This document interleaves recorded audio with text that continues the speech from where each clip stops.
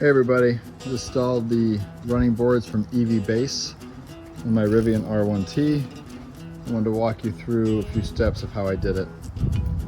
First off, you're going to need a 10mm, 13mm, a 17mm, as well as a T20. They provide a 13mm and a 17mm. They don't provide the T20 and the 10mm.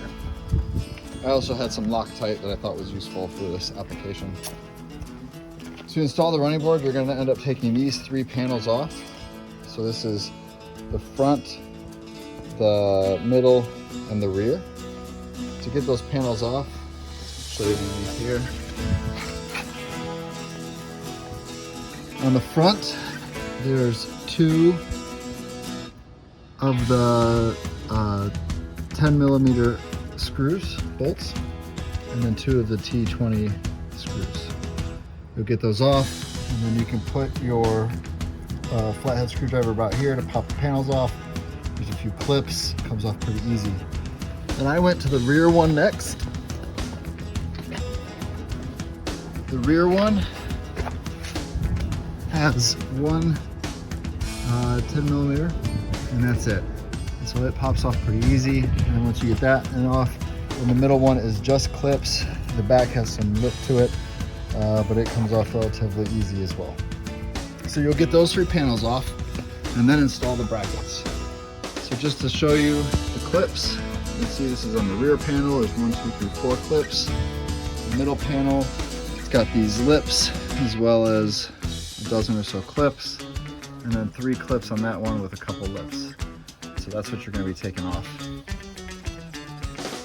Going back to the side I've got installed.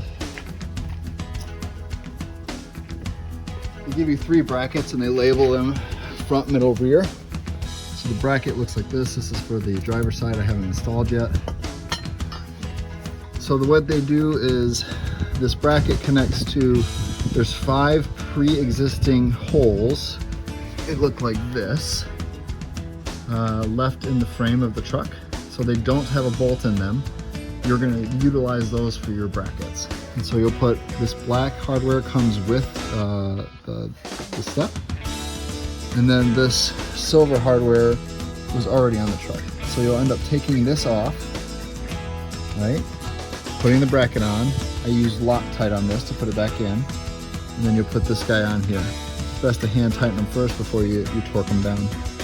And then you go and you skip a hole, you go to the next hole, you've got your middle bracket here, same thing, hardware provided by EV Base, and you're back.